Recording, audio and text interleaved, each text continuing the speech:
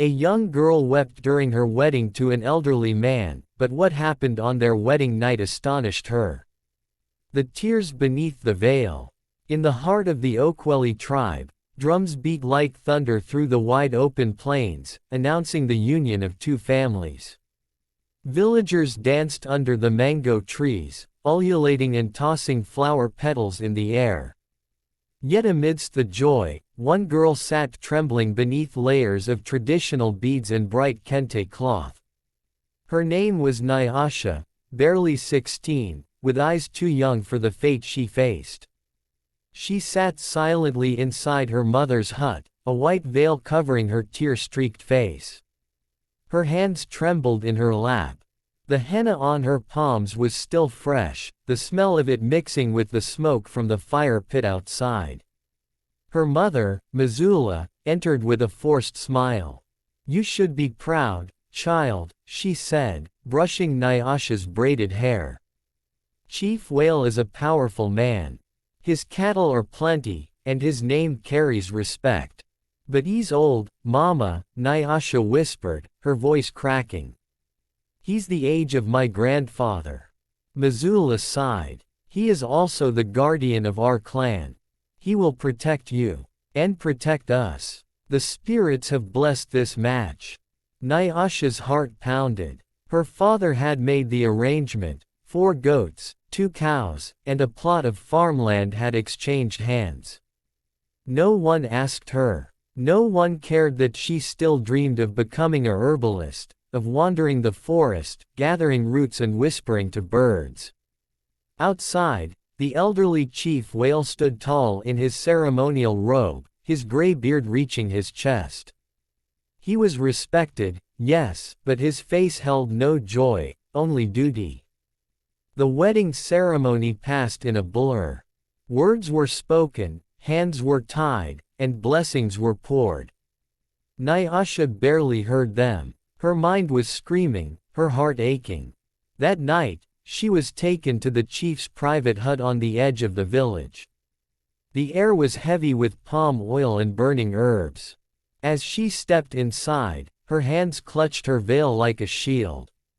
She braced herself, tears threatening again. But what happened next made her stop in shock. Chief Whale did not touch her. He did not remove her veil. Instead, he sat on a wooden stool near the fire and spoke gently, "Do you fear me, child?" Nyasha said nothing, too stunned. He sighed. "You are too young for a man like me. They forced this on both of us." She blinked. You don't want me." He looked at her kindly. "I want you safe, not broken. Tonight, you will sleep in peace. As my daughter, not my wife." For the first time in days, Nyasha's heart slowed. She looked into the old man's eyes, and what she saw was not hunger, but sorrow. That night, she lay on a soft mat, tears drying in silence. It was not what she had expected. But it was only the beginning. Whispers in the dark. Nyasha awoke to the sound of roosters crowing in the distance. The first light of dawn seeped into the chief's hut through small cracks in the bamboo walls. For a moment, she lay still, unsure if the events of the previous night had been a dream. She sat up slowly, her body tense, but the room was quiet, only the soft crackle of dying embers remained.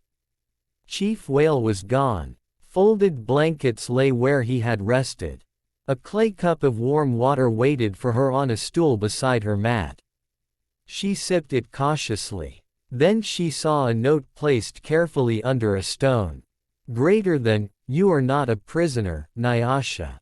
My hut is yours to walk in peace. But be wise, this world watches women like you, Whale."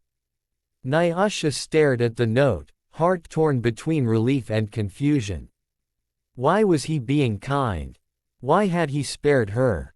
Outside, the village was already alive. Children ran barefoot, chasing chickens. Women pounded millet in large wooden bowls.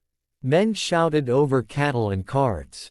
But as she stepped out into the sunlight, silence fell like a shadow. Eyes followed her. Whispers began. There goes the bride. Such a young thing. She must have pleased the chief well. Nyasha lowered her gaze and walked faster. The weight of judgment burned hotter than the sun on her back. She found Missoula under the great baobab tree, sorting cassava roots. Her mother didn't smile this time. You should not walk alone so early. People will talk, Missoula said, eyes still on the roots. Nyasha knelt beside her. Why did you give me to him, Mama? Her mother's hands paused for only a second. Because it was your father's will. And our survival. But he didn't touch me, Nyasha whispered. Missoula looked up sharply. What do you mean? He let me sleep. Like a daughter. A strange look flickered across her mother's face, surprise, then something else. Was it guilt? Or fear? That is not normal, she said softly. Chief Whale, he must have his reasons. Nyasha wanted to press further, but Missoula stood up quickly and walked away, leaving her with more questions than answers. Later that day, Chief Whale summoned her to the village shrine. He stood before the sacred flame, his face grave. You are not just a girl now, he said. You are the chief's wife, even if not in body. The council will expect you to behave with dignity. But there is more. Nyasha swallowed hard. More. He nodded. You were chosen not because of your beauty, but your blood. Your grandmother was a seer. Her spirit speaks through dreams. You may carry the same gift. Nyasha stepped back. What are you saying? He looked into the flame. You will dream soon, Nyasha.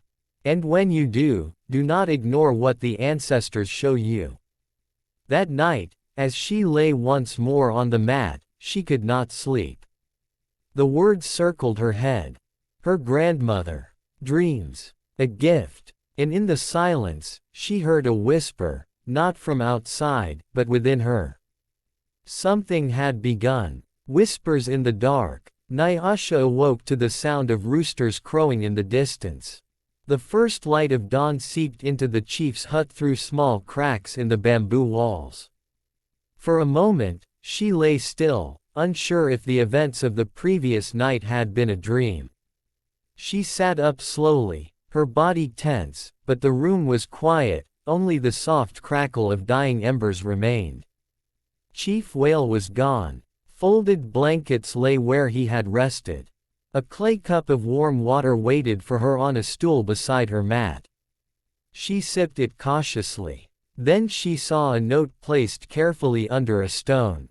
Nyasha stared at the note, heart torn between relief and confusion. Why was he being kind?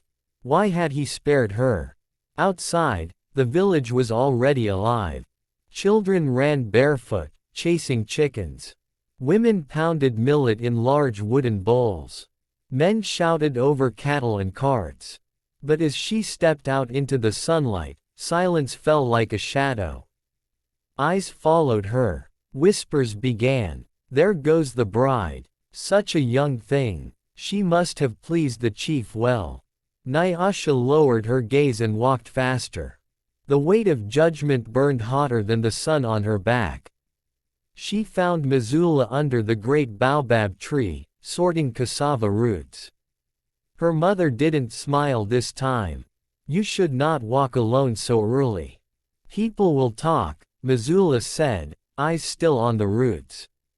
Nyasha knelt beside her. Why did you give me to him, Mama? Her mother's hands paused for only a second. Because it was your father's will. And our survival. But he didn't touch me, Nyasha whispered. Missoula looked up sharply. What do you mean? He let me sleep. Like a daughter. A strange look flickered across her mother's face, surprise, then something else. Was it guilt? Or fear? That is not normal, she said softly. Chief Whale. He must have his reasons. Nyasha wanted to press further, but Missoula stood up quickly and walked away, leaving her with more questions than answers. Later that day, Chief Whale summoned her to the village shrine. He stood before the sacred flame, his face grave. "You are not just a girl now," he said. "You are the chief's wife, even if not in body. The council will expect you to behave with dignity. But there is more." Nyasha swallowed hard. "More." He nodded. "You were chosen not because of your beauty, but your blood. Your grandmother was a seer. Her spirit speaks through dreams. You may carry the same gift." Nyasha stepped back. "What are you saying?" He looked into the flame. "You will dream soon, Nyasha. And when you do not ignore what the ancestors show you." That night, as she lay once more on the mat, she could not sleep. The words circled her head. Her grandmother. Dreams. A gift. And in the silence, she heard a whisper, not from outside, but within her. Something had begun. The secret beneath the beads. Nyasha wrapped the necklace carefully around her wrist, hiding it beneath her shawl. She tucked the scroll into her satchel and reburied the box. As the village slowly stirred to life, she stepped back into the shadows, her mind racing. She had a bloodline cursed by fear. A hidden gift. A grandmother who had been silenced. And now, she was married to the most powerful man in the tribe. Was it coincidence, or had Chief Whale known all along? That morning, she went about her chores quietly. She fetched water, helped grind millet, and swept the front of the chief's compound. But her heart wasn't in the work. Her mind kept drifting to the scroll, the Fire River dream, and the glowing-eyed woman. Later, as she walked past the elders' circle near the shrine, she heard voices, deep, heavy, and filled with concern. "The girl hasn't bled. She is untouched, you say. It's not natural for a man to leave his bride so." Nyasha froze behind a tree. "She's not just a girl," one elder muttered. "She's Zubedi's blood. That line carries fire. Whale is playing with spirits he doesn't understand." Zubedi. Her grandmother's name. So they knew. Chief Whale stepped into the circle, calm but firm. "She is under my protection. She is not to be harmed or spoken of as if she were a threat." One of the elders spat on the ground. "You're letting emotion cloud judgment, old friend. That girl brings change. Change always comes with pain." Nyasha's fingers clenched. They feared her. Not because of who she was, but what she might become. Later that evening, she returned to Missoula, confronting her behind the cooking hut. "Why didn't you tell me about grandmother Zubedi?" she asked. Missoula's eyes went wide, then narrow. "Where did you hear that name?" "I saw her. In my dream. And I found her necklace." Her mother paled, gripping her shawl. "You shouldn't have." She said. "I'm the last. That I must awaken the truth." Missoula stepped back, whispering a prayer under her breath. "That truth killed your grandmother. They burned her hut, called her cursed. I was only a girl when they dragged her away. But she was a seer. She was powerful. And she loved the people. But power in a woman, they fear it more than demons." Nyasha placed the necklace around her neck fully this time, no longer hiding it. "Then let them be afraid." Missoula grabbed her wrist. "Do not say such things. You'll get us both killed." Nyasha's voice was calm. "I didn't choose this, Mama. The spirits did. The fire is coming whether we speak or not." That night, she lit a candle and placed the necklace beside her mat. She would no longer run from the fire. She would become it.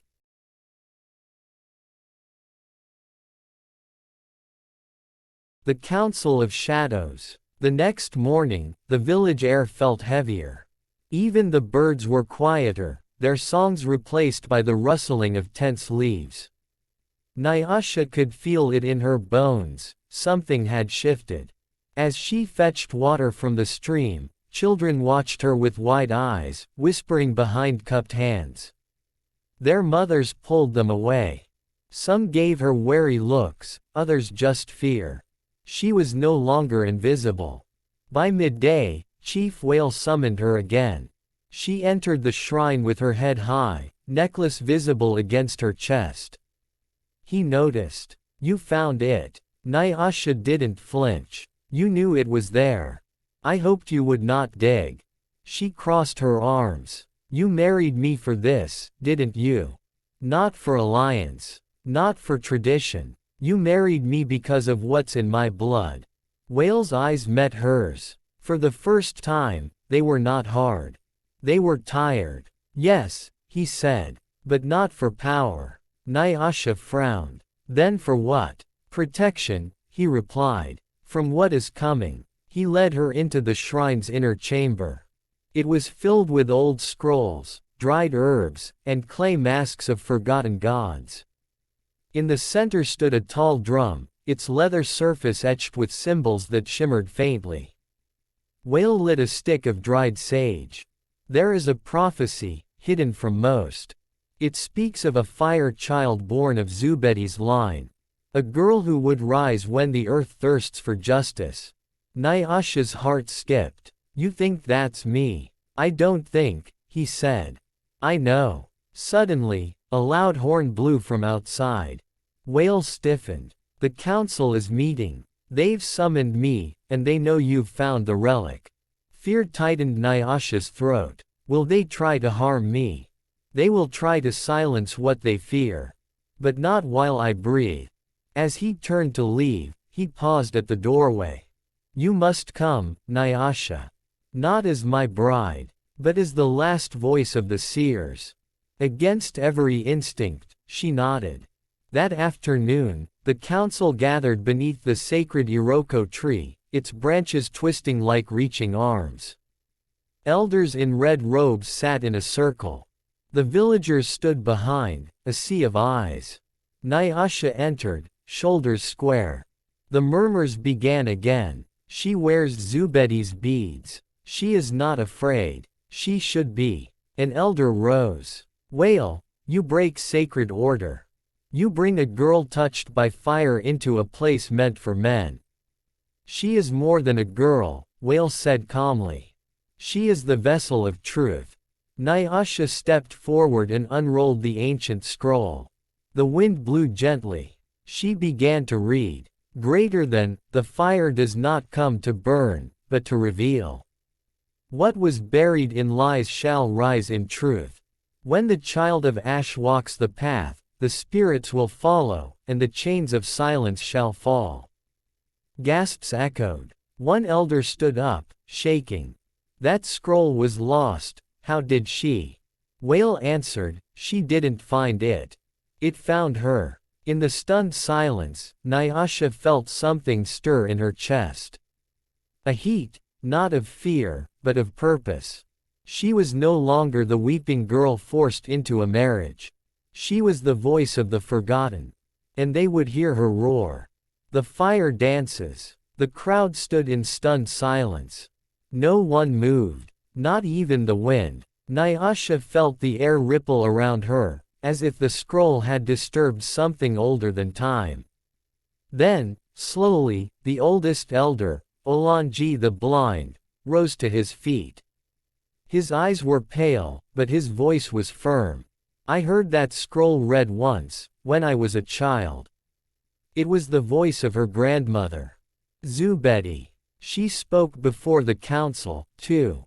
Gasps ran through the crowd.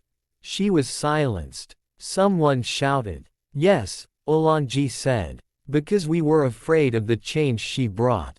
Chief Whale stepped forward. "But this time, we will not bury truth. We will listen." Not everyone agreed. One of the younger elders slammed his staff to the ground. "And let a girl lead us into ruin. What next? Will goats rule the warriors too?" Murmurs of agreement rumbled. But before anyone else could speak, a sudden whirlwind swept through the gathering. Dust rose. Leaves spiraled in the air. The flames on the council's ceremonial torches flickered wildly, then turned blue. The people panicked. Women screamed. Men stumbled back. And Nyasha stood still. The fire recognized her. She raised a hand slowly, not knowing why. The flames bent slightly in her direction, as if bowing. Olanji gasped. She has the mark. What mark? Nyasha asked, breathless. The old man turned his blind eyes toward her. Only the fire-blooded seers can call the spirits of the flame. It was said they would return when the world was near another breaking. Suddenly, Nyasha's vision blurred. The world faded again. She fell to her knees as another vision took her. The village was in flames. The same tree, the same people, but they were screaming. And in the middle of the chaos stood a masked figure in red. Not Whale. Not an elder. Someone else. Someone powerful. Then the voice returned, Zubedi's voice. Greater than, the fire does not burn the innocent. But it devours lies. The masked one comes. Choose your allies wisely, child of ash. Nyasha gasped and awoke with a scream. Whale rushed to her side. What did you see? She looked at him with wide eyes. The village. Burning. A man in red, masked. He brings destruction. A silence fell over the crowd once more. Even the doubting elders said nothing now. Only the wind whispered. Chief Whale rose, voice low but steady. Then we must prepare. The spirits have spoken. Nyasha, still shaking, looked to the horizon. Darkness gathered there. And the fire was just beginning. The mask of the red stranger. The village did not sleep that night. Torches burned longer. Warriors sharpened their spears in silence. Mothers held their children close. The elders whispered prayers they hadn't spoken in years. And Nyasha sat beneath the great Iroko tree, her mind spinning. She had awakened something, within herself and within the land. Missoula sat beside her, quiet for a long time. Then she said softly, you see things now, don't you? Like Zubedi once did. Nyasha nodded. And I fear what's coming. Just then, the warning drums beat, 3 quick strikes, then silence. The signal of a stranger at the gates. Nyasha stood. The villagers gathered behind Whale as he approached the eastern entrance. 2 guards held a tall figure between them, cloaked in red from head to toe, face hidden behind a carved wooden mask. The mask had jagged paint, half fire, half ash. Whale raised his hand. Who are you? The figure bowed slightly. I am called Sefu wa Mvua, the Sword of Rain. I bring a message. His voice was deep, smooth as oil. What message? Whale asked. The masked man looked directly at Nyasha. That the one who carries Zubedi's fire must come with me, or your village will burn before the next moon rises. The crowd gasped. Whale stepped in front of Nyasha. You dare threaten sacred ground. I don't threaten, Sefu said calmly. I only deliver prophecy. Nyasha stepped forward, her voice steady. What do you want from me? The stranger tilted his head. To help you fulfill your destiny. You do not belong to this place. You belong to the mountain of truth, where your powers will either awaken fully, or consume you. The flames of the torches flared at his words. One of the elders growled, he's a trickster. He speaks poison. But Nyasha looked into the masked man's eyes, cold, sharp, but not entirely cruel. He was dangerous. But he wasn't lying. She spoke clearly. Then I'll go with him. But not alone. Whale grabbed her arm. You can't. Trust him. I don't, she whispered. But I trust the fire. And it tells me this is the path. Whale's eyes softened. Then I go with you. No, Nyasha said. You must protect the village. She turned to Missoula and embraced her. If I don't return before the new moon, bury the necklace beneath the tree again." Then, without another word, she followed the masked stranger into the dark. And as they vanished beyond the trees, the flames of the village torches flickered one last time. The fire child was walking into her storm. The mountain of truth. The journey was long and silent. Nyasha followed the masked stranger through thick forests and across rivers that whispered secrets. Birds didn't sing. Even the wind moved carefully around them. Finally, they reached the foot of the Mount Nyaduma, a sacred peak shrouded in fog and ancient tales. It was said to be the place where the first fire seer was born, and where many had vanished, never to return. Sefu wa Mvua stopped. "Beyond this point, you must walk alone." Nyasha frowned. "You led me here just to leave me." "I brought you to your test," he replied. "What you become next is your choice." He handed her a small clay bowl etched with symbols. "This holds the fire of memory. Burn it at the summit, and the truth will come." Before she could question him further, he turned and disappeared into the mist. Nyasha stared up at the looming mountain. Then, gripping the bowl tight, she began to climb. Hours passed. She slipped. She bled. But she kept moving. At the summit, she found a small altar made of black stone. The winds howled, and the air was thin. She placed the clay bowl upon the altar and whispered the words she had seen in her vision.